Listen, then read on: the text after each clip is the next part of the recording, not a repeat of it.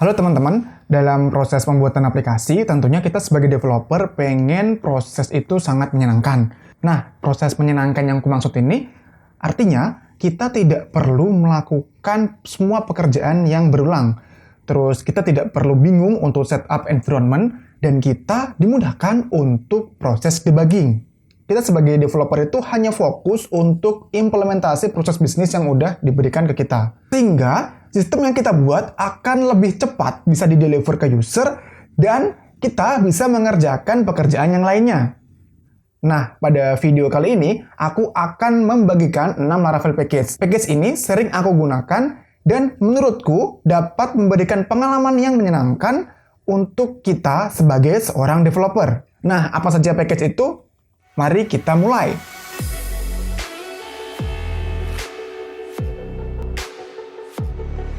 Yang pertama ada yang namanya Laravel Backpack. Nah, Laravel Backpack merupakan suatu package untuk Laravel yang sangat populer.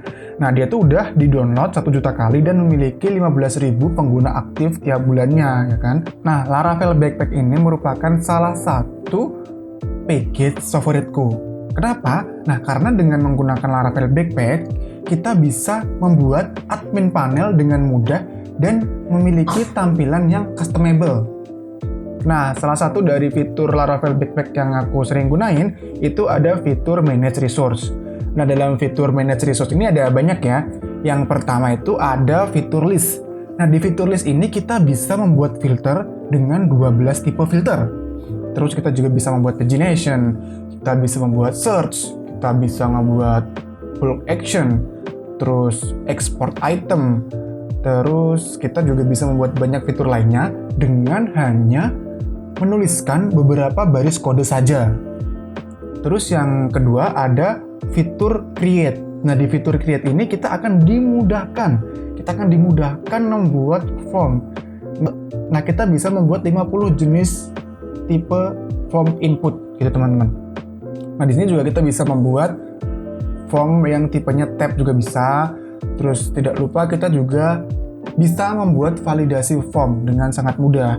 Terus yang ketiga itu ada fitur yang namanya reorder. Nah, ini tuh kita bisa mengurutkan list gitu loh. Kita bisa mengurutkan list dengan sangat mudah. Nah, nanti tuh listnya, cara reordernya kita tinggal drag and drop aja gitu. Tentunya untuk mengenable fitur ini kita cuma butuh beberapa baris kode aja gitu. Nah, jika masih kurang nih dengan banyaknya tampilan yang disediain oleh Laravel Backpack, kita juga bisa membuat custom komponen. Laravel Backpack ini juga merupakan sebuah ekosistem di mana ada banyak package-package lain yang dibuat berdasarkan Laravel Backpack, sehingga package-package lain ini sebagai melengkapi fitur-fitur yang pengen kita tambahin.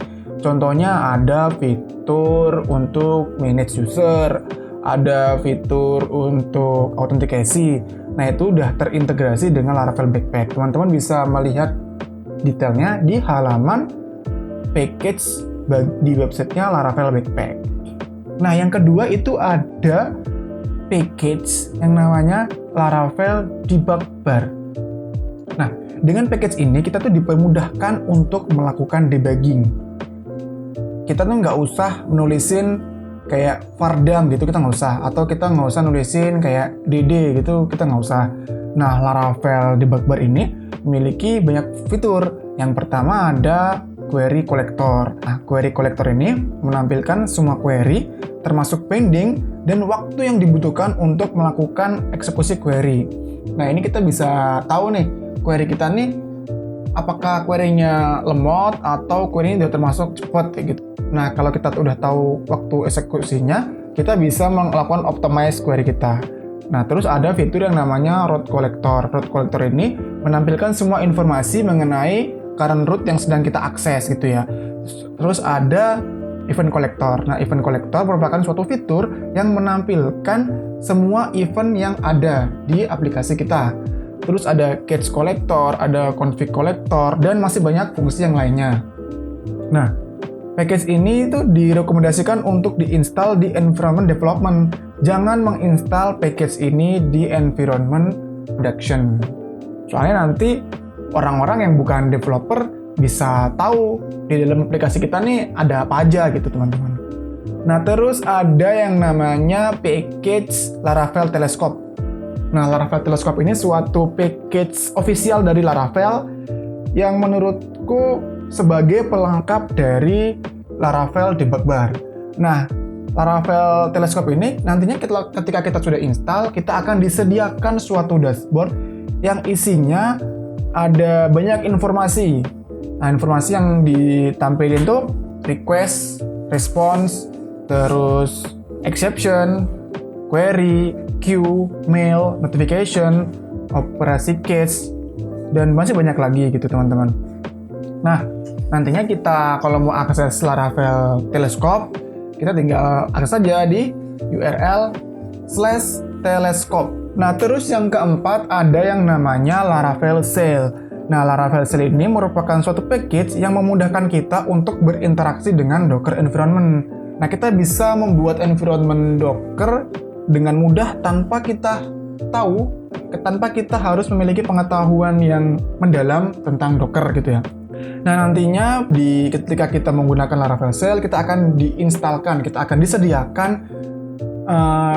file Docker Compose yang isinya ada PHP, MySQL, dan Redis gitu. Kita juga bisa memilih nih nanti PHP-nya mau versi berapa, MySQL-nya juga kita bisa milih mau MySQL versi berapa gitu. Selanjutnya ada Laravel Migration Generator. Nah ini sangat bermanfaat ya. Singkatnya package ini tuh membuat file migrasi berdasarkan tabel yang udah ada di database. Sampai saat ini, package Laravel Migration Generator sudah mendapatkan 1000 star di GitHub-nya.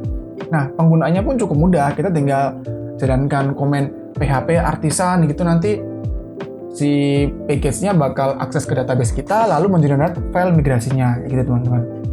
Nah, terus ada yang namanya Laravel iSeed. Nah, Laravel iSeed ini mengenerate file seeder atau file faker. Beda ya dengan package yang sebelumnya. Kalau package yang sebelumnya itu mengenerate file migrasi, kalau package yang ini, iSeed ini, dia mengenerate file seeder. Nah, Laravel iSeed ini sudah memiliki 2,3 ribu star di GitHub.